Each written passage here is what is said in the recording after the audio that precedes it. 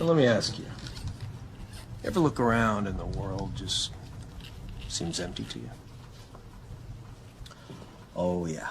Has it ever occurred to you that maybe it's because you don't have God in your life? No.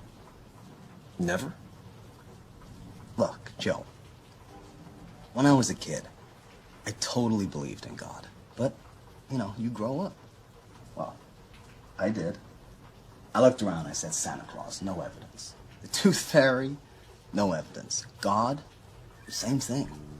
No evidence. And then you think, I wonder if I really need all these imaginary friends. So you think God's just a pleasant thing? Like it's easier to believe than not? Well, easier for you, clearly. No, Gavin, faith is hard. God tests you time and time again. Sometimes he even demands that you die for him. You think that's easy? For people of faith? Sure. That's the problem. Like, I could never fly a jet into a building. But those 9/11 guys could, because they had faith in an afterlife. Not to mention 72 virgins, though. Why anyone would want virgins, I don't know.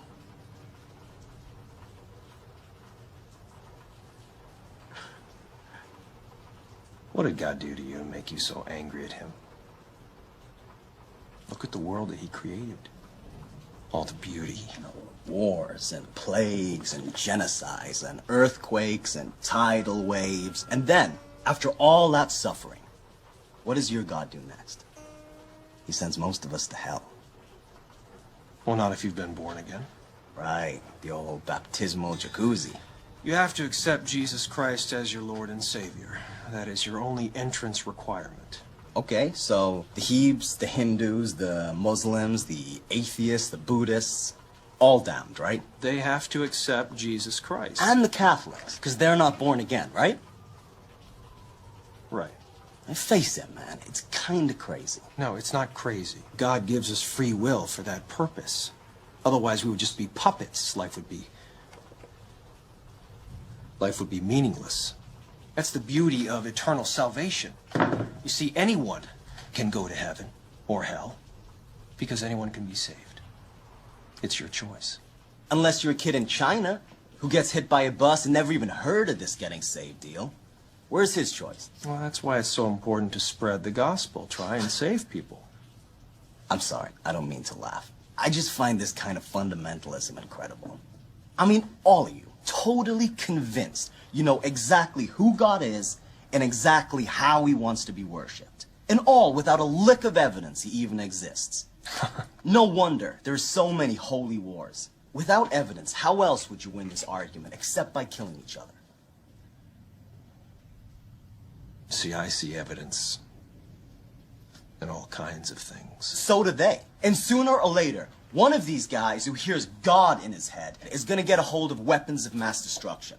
And then when it's way too late, we're finally going to ask ourselves why, after thousands of years of bloodshed, didn't we at least try to do away with this insane concept of faith before it fucking killed us? You know, maybe I'm just coming at this from a different angle. And what angle would that be? Well, it's not abstract to me. I go to the hospital and I visit sick children, right? 2 days ago, I was at the bedside of a dying child. His mother and father were killed in an auto accident. He's about to pass as well. And he asks me if heaven really exists. I say, yes, it does. It's where Mommy and Daddy are. About an hour or so later, he dies. With a smile on his face. So what would you have said in my place? Sorry, kid.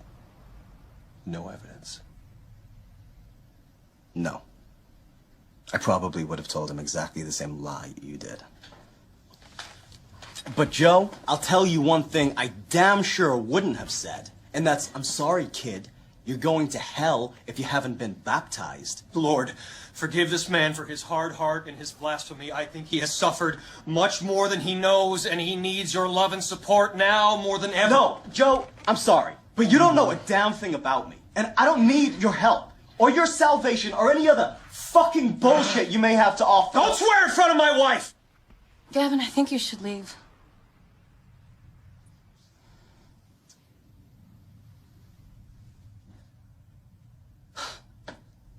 With pleasure.